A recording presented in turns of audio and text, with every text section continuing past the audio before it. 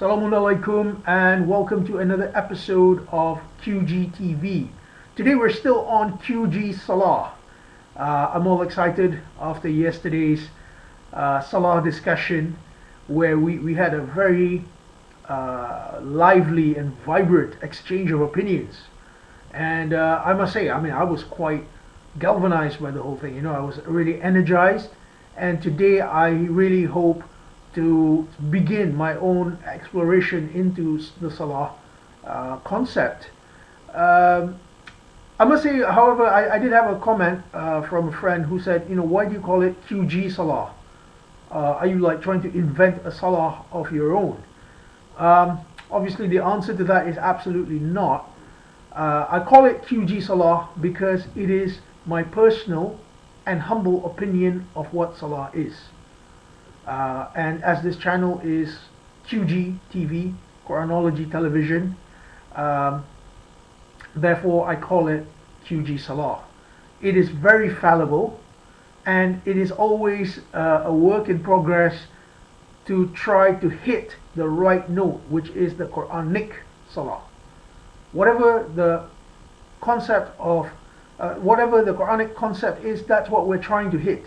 But we will always be fallible and subjective. Therefore, this is still QG Salah. The first thing which I hope to touch upon today is what is the opposite of Salah. You see, Salah is not a standalone concept. It is part of a process. In Quran, it is part of a process. And if we understand its position vis-a-vis the other concepts which it is put together with in the text, we will understand what it is. It's almost like a jigsaw puzzle, if you like. The first passage which we will explore is chapter 75, Al-Qiyamah, verses 31 to 36. So it's a bit long. I actually just for years I used to read just verses 31 to 32 to understand what Salah is. But thanks to this Salah research discussion which I was preparing for, I actually went the whole length. I read Bismillah to Bismillah, trying to take my own advice there.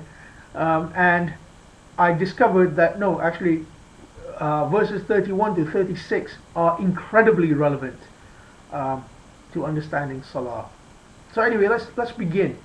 Verse 31 says, فَلَا صَدَّقَ وَلَا صَلَّى. So he did not cause to confirm, nor did he Salla. Now what's being talked about here? Well, the previous passage to this, up to verse 30, is talking about the day. So this looks like Judgment Day to me. So this person who will be in very big trouble on Judgment Day, he is said to be فَلَا صَدَّقَ وَلَا صَلَّى. He did not cause to confirm. So saddaqa is to make something sidq, to make something real or truth. He did not do this. He did not confirm. What do you mean by confirm? Well, God gives you a command, a set of commands, so you confirm it through your actions. That guy didn't do this, and nor did he Salla. Let's leave Salla for now. وَلَكِنْ كَذَّبَ وَتَوَلَّى. That's the next verse, verse 32. وَلَكِنْ is on the contrary, opposite to this.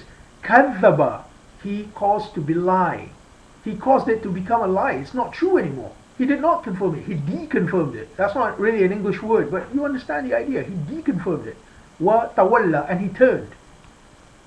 So we can see in the Quran that tasdiq and takzeeb are two opposite things. So saddaqa and kazzaba are opposites of each other. Salla and tawalla are also opposites of each other. So this person, he did not do the job. He didn't salla. Instead, he deconfirmed it and he tawalla.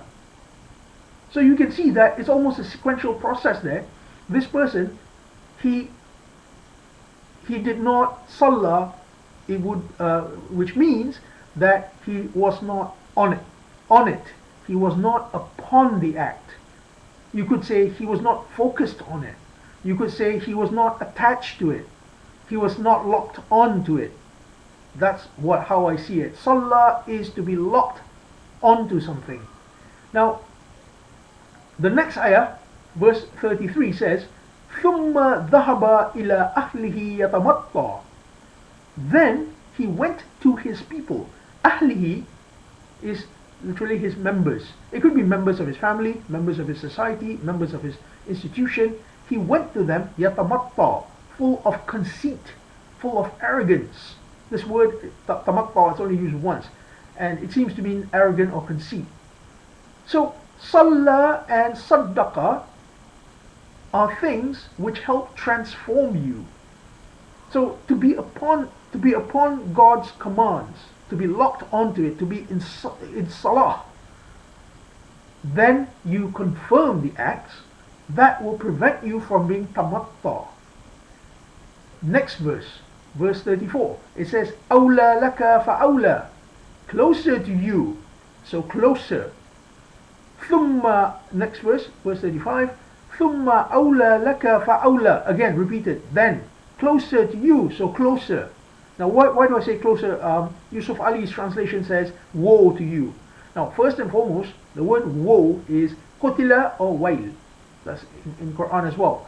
But the word awla is actually used in chapter 3 verse 68 to mean closer, but here it was not translated as closer, so I prefer a consistency in my translation, so I say closer. In other words, judgment is coming closer and closer.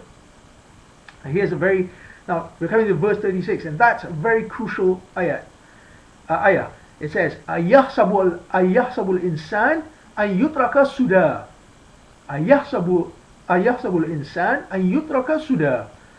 Does al-insan, the weaker aspect of man, al-insan, think or calculate, أَيَحْسَبُ hisb, to do calculation, that he is left uncontrolled, without purpose? Suda. That's also used only once in Quran. So here we can see Allah is asking, do you think you're going to be left uncontrolled? That is what Salah does. Salah puts you upon it. You are on it, therefore you are in control. You will not be left uncontrolled.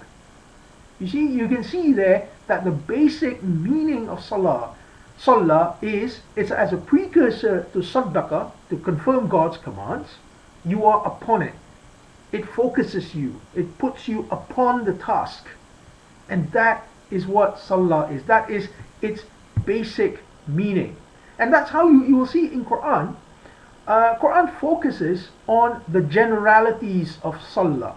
It does not tell you how, but it tells you what are the consequences. What is the process which enables you to do Salah, to be in Salah, and ultimately to achieve salawat from Allah. Allah also gives you salawat. So inshallah I'll be working on that as a presentation. I don't want to just overload you with information if you're following this. But in the next passage, I hope to cover that, where Allah gives you salawat and what happens to you when Allah gives you salawat. So hopefully you see my point in interpreting Salah in chapter 75 verses 31 to 36. I hope that you can also comment. I usually advertise in Facebook and in my blog. My friend Sister K, Sister Khadija has already commented. She's fast as usual. Thank you very much for that.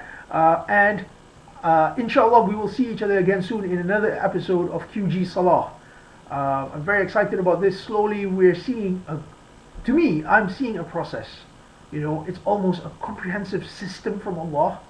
Allah is showing you how to link to Him. And I find that very, very fascinating. Very, very fascinating. Thank you very much once again for tuning in. Have a good day. Bye.